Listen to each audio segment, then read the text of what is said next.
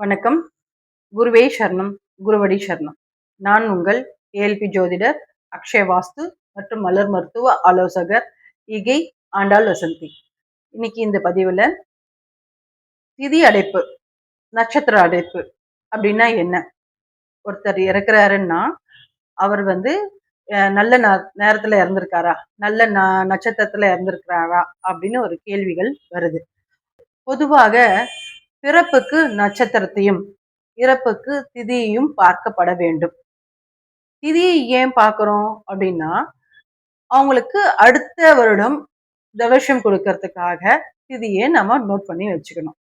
அதாவது இப்போ இந்த மாசம், இந்த மாசத்துல வளர்பிறை திதியா, தேய்பிறை திதியா அப்படின்னு குறிச்சு வச்சுட்டு, அதே அடுத்த வருஷம் அதே தமிழ் மாதத்துல வளர்பிறை திதியா, தேய்பிறை திதியா அப்படிங்கிறத பார்த்து அந்த நாள்ல நாம அவருக்கு வழிபாடு, சிறப்பான சடங்கு அதெல்லாம் செய்யறது நம்மளுக்கு வழக்கமா இருக்கு.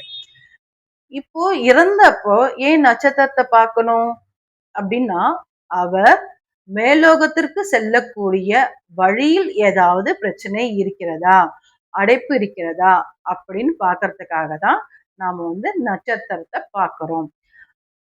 இப்ப இறந்தவர் மேலோகத்துக்கு செல்றதுக்கு 2 வழிகள் இருக்கதாக சொல்றாங்க. அதாவது அர்சாதி மார்க்கம், தூமாதி மார்க்கம். அர்சாதி அப்படின்னா ஒளி நிறைந்த வழின்னு அர்த்தம்.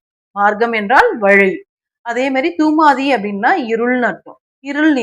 இருள் நிறைந்த வழின்னு அர்த்தம். அது அவருடைய பாவ புண்ணியத்துக்கு ஏற்ற மாதிரி ஒளி நிறைந்த வழியிலயோ இல்ல இருள் நிறைந்த வழியிலயோ அழைத்து செல்வாங்க. ஆனா அப்படி போறதுக்குறையும் அந்த வழிகள் திறக்கப்பட்டு இருக்கிறதா அப்படிங்கிறத நம்ம இங்க பாக்குறதுக்கு இந்த நட்சத்திரங்கள் உதவியாக இருக்கும். அப்போ ஒருத்தர் தவறி போன அந்த நாளில நட்சத்திரம் என்ன அப்படின்னு சொல்லி பார்க்கும்பொழுது அது அடைப்பு ஏற்பட்டு இருக்கிறதா அப்படின்னு நம்மளால பார்த்து கொள்ள முடியும். சரி, இது பாத்தீங்கன்னா 2 முதல் 6 மாத காலங்களுக்கு இந்த மாதிரி அடைப்பு இருக்கும். ஒரு சில நட்சத்திரத்துக்கு ஒரு குறிப்பிட்ட கால அளவு இருக்கு. அப்படி பார்க்கும் பொழுது அவிட்டம் முதல் ரேவதி வரை, அதாவது அவிட்டம், சதயம், பூரட்டாதி, உத்திரட்டாதி, ரேவதி, இந்த 5 நட்சத்திரத்துல ஒருத்தர் தவறினார்கள் அப்படின்னா அவர்களுக்கு 6 மாத காலங்கள் அடைப்பாக இருக்கும். ரோகிணி நட்சத்திரத்தில் ஒருத்தர் இருந்தார் அப்படின்னா அவருக்கு 4 மாத காலங்களும், கார்த்திகை மற்றும் உத்திரம் நட்சத்திரத்தில் ஒருத்தர் தவறிவிட்டார் என்றால் அவருக்கு 3 மாத காலங்களும், சித்திரை, மிருகசிருஷம், புனர்பூசம், விசாகம், உத்திராடம், இந்த 5 நட்சத்திரத்துல ஒருத்தர் தவறிட்டா 2 மாத கால அளவுகள் திதி அடைப்பு ஏற்படுகின்றன. அதாவது நட்சத்திர அடைப்பு ஏற்படுகின்றன. அந்த காலம் வரைக்கும் அவரால் மேலோகத்திற்கு செல்ல முடியாமல் அப்படி செல்லக்கூடிய வழியும் அடைக்கப்படுகின்றது அப்படிங்கறத நம்ம புரிஞ்சுக்கணும்.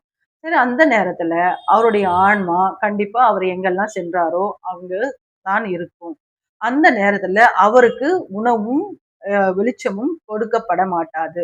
அதற்காக அவருடைய உறவுகளான நாம தான் அவருக்கு தேவையான வெளிச்சமும் உணவும் கொடுக்கணும் அப்படிங்கிற நம்மளுக்கு சம்பிரதாயமா கடைபிடிக்கப்படுகிறாங்க.